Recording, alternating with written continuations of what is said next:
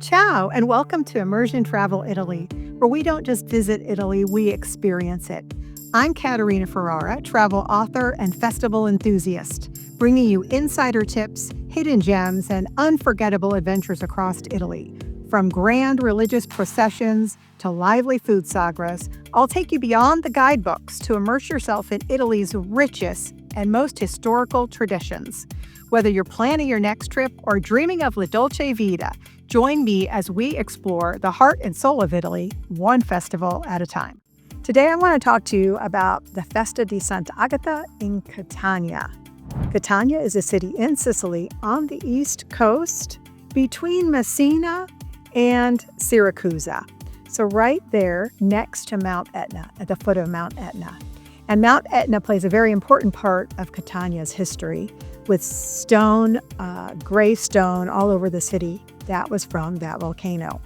Catania is a city of about 300,000 in the center and about 750,000 in the area, making it the second largest city in Sicily after the capital, Palermo.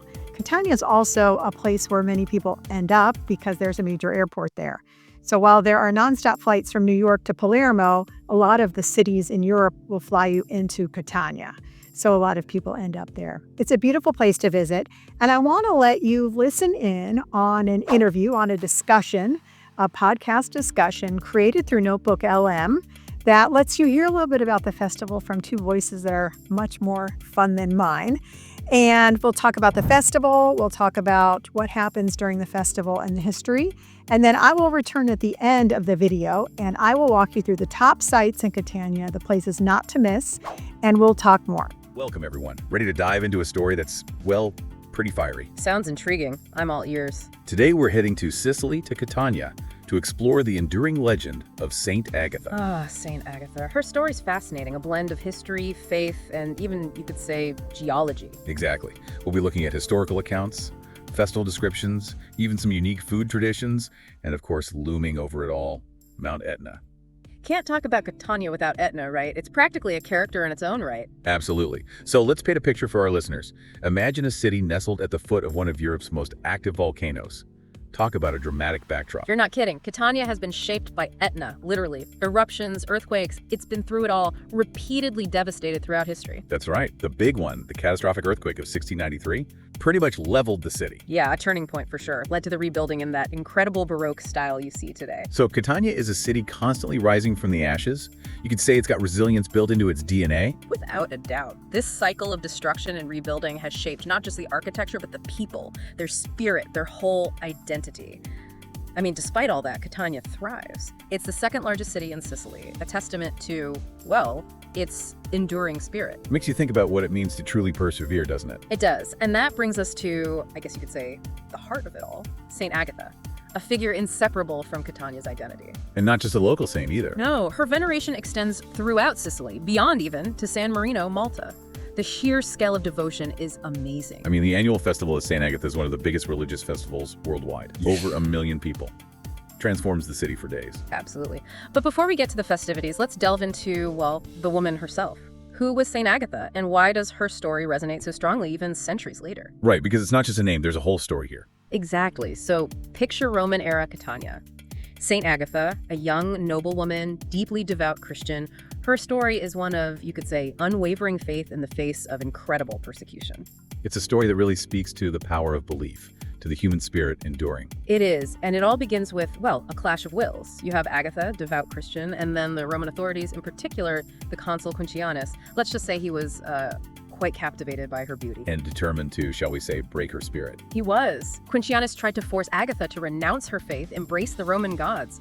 But Agatha, she refused. Showed incredible courage, unwavering devotion. It's said that she even declared, "My faith is built on rock and founded in Christ." Pretty powerful words. Absolutely. But her defiance, sadly, had terrible consequences. Quincianus, enraged, imprisoned her, subjected her to brutal torture. The accounts, well, they don't shy away from the details. They don't. It's a reminder of just how far the Romans would go to suppress Christianity. One of the most, I guess you could say, infamous acts of her torture involves the severing of her breasts.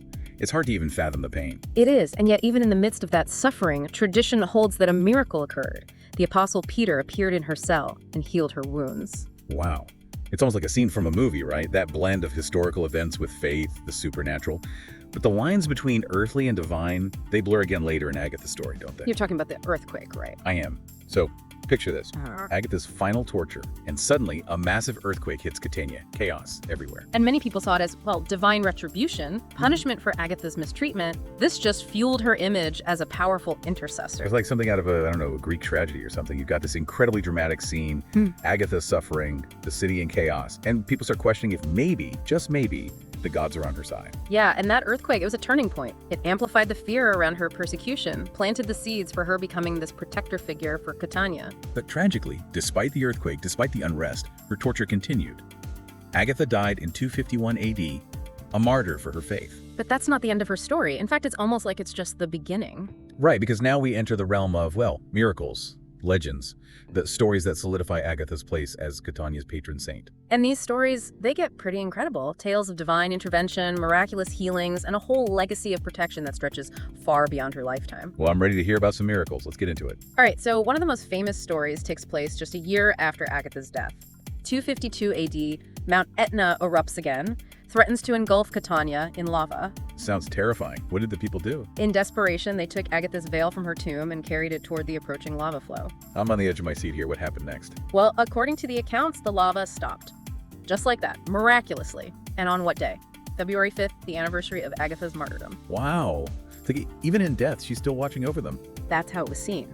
This event really cemented Agatha's position as the protector of Catania. Her image went from martyr to this powerful intercessor, someone who could influence nature itself. And this wasn't just a one-time thing, right? There are stories of her intervention during plagues, protecting the city from invaders, even stopping another earthquake, this time in 1169. It's like she becomes this symbol of hope, of resilience, a shield against whatever threat Catania faces. These stories passed down generation to generation. They're a big reason for the enduring devotion to St. Agatha. We're seeing how she's more than just a historical figure. She becomes this symbol of faith, resilience, and protection for Catania. Absolutely. It's not just about martyrdom, it's about the enduring power of faith, that connection between a city and its patron saint. And that connection, well, it's nowhere more vividly expressed than in the Festival of St. Agatha. Which, I have to say, I am more than ready to hear about. Oh, it's a sight to behold. But first, a little something to pique your curiosity. Have you heard about the Canamuni? The Canamuni, yes. Intrigued. Tell me more. Picture this. A sea of white handkerchiefs, often embroidered with St. Agatha's image, waving in the air. They represent purity, devotion. So it's like this collective act of remembrance, almost like a physical manifestation of their faith calling upon her protection. Exactly. It's visually stunning, one of the most striking aspects of the festival. And incredibly moving, I imagine, this sense of unity, shared belief. But from what I've heard, this is just a glimpse. The festival itself, well, it's a whole other level of spectacle and devotion. Oh, absolutely. The Festival of St. Agatha, it's multi-day, full of processions, rituals, traditions, centuries old. It's a celebration of faith, history, culture, all woven together by, you guessed it, St. Agatha. Sounds incredible. I, for one, am ready to dive into the heart of the festival. All right, then, buckle up. It's going to be a wild ride. Okay, so this festival, where do we even begin? You mentioned processions earlier. What can you tell us about those? Well, the festival kicks off with something truly spectacular, the procession of the Candelore. Candelore, okay. I'm intrigued. What are we talking about here? Imagine these huge, elaborately decorated wooden structures, 11 of them, each representing a different guild or trade in Catania. Guilds, right? Like the old professional associations. Exactly. They were essential to Catania's life for centuries, each with its patron saint, traditions, and, well, its Candelore. This procession, it's their way to show off their pride, their devotion to St. Agatha. It's amazing how the festival ties into the city's history, like a living tapestry or something. But you said these candelores are enormous. How do they even move them? It takes a team of strong men called candelori to carry each one. And it's not just carrying, it's more like a dance. They sway them, spin them through the streets. Incredible strength and coordination. Well, I can only imagine the energy, the spectacle. So we've got these giant ornate structures, music, dancing, the crowd. What else makes this procession so special? Oh, the whole city comes alive. Music, chanting, cheering. It's joyous, chaotic, deeply moving all at once. And then, to top it all off, the day ends with a massive fireworks display in Piazza Duomo. Okay, you've convinced me this is a must-see event. But wait, I thought the Candelore procession was just the start. What comes next? The next day is the procession of the Furcolo, a grand silver carriage that carries the statue of St. Agatha and her relics. Furcolo, all right, another new word. What's different about this procession? Well, if the Candelore is boisterous and celebratory, the Furcolo is more solemn, reverent. It's pure devotion, the city's love for St. Agatha made visible. I can see how that contrast makes the whole festival even more impactful. So tell me about this Forcolo. What does it look like? Imagine a richly ornamented silver carriage, flowers, religious imagery. It's like a mobile shrine, a symbol of Agatha's presence, her protection over Catania. And who carries this Forcolo? Hundreds of devotees dressed in traditional white robes. They consider it a huge honor. They pull the Forcolo through the streets, stopping for prayers, blessings. It's slow, deliberate, filled with this sense of reverence. Wow, I'm getting chills just picturing it. But I gotta ask, what's the most, unusual or surprising part of this procession? Maybe the most dramatic part comes near the end, when the devotees actually run, pulling the Forcolo uphill to the cathedral. They run with this massive silver carriage. That sounds intense. It is. It's called the Chianata de Cappuccini, and it's a display of, pure devotion, endurance. So it's not just a religious procession, it's a test of strength, of faith. Exactly. And the energy is amazing. Hundreds of devotees pulling this heavy carriage uphill, chanting Agatha's name, the crowd roaring. It's unforgettable. This whole festival, it's like an assault on the senses, but in the best way possible. You described the sights, the sounds, the emotions, but what about taste? You mentioned some unique food traditions. I'm curious about those St. Agatha's breasts, pastries. Ah, yes, the mini di Sant'Agata, literally St. Agatha's breasts. It's a pastry unique to this festival. I love how food can be so tied to culture and religion. What do they look like? What's the symbolism? They're small, round pastries, shaped and decorated to resemble, breasts. Usually filled with ricotta cheese, sweetened with sugar, flavored with orange zest, topped with a candied cherry. So they're commemorating the miracle of her restored breasts. Pretty bold way to honor a saint, I'd say. Are there any other treats we should look out for? If you want something more subtle, there's the Olivette di Sant'Agata. Olivets, tell me more. They're these small, green almond pastries representing the olive tree that supposedly sustained Agatha during her imprisonment, made with almond paste shaped like olives, coated in green sugar, quite delicious. A theme is emerging here, sweet treats with symbolic meaning. But what about something savory? Ah, then you must try le Castello con la ricotta, fried dough balls filled with ricotta cheese. You'll find vendors selling them all along the parade route. Fried dough and ricotta, I'm sold. But wait, I also remember reading something about horse meat, is that right? You are. Polpette di cavallo. Horse meat meatballs, a traditional Sicilian dish. You'll find them during the festival too. Okay, horse meat isn't usually my thing, but I'm intrigued. It's amazing how this festival is such a multifaceted experience. It is a celebration of faith, history, tradition, and definitely food. We've gone from the fiery slopes of Mount Etna to the heart of this vibrant festival. What stands out to you most about this story? It's really incredible how St. Agatha's story has resonated for so long, shaping not just religious beliefs, but Catania's whole identity, its culture. It really speaks to that human need for hope, for resilience, especially when you think about all the adversity Catania's faced. I mean, a city in such a volatile place, it could easily just given up, but they found strength in her story.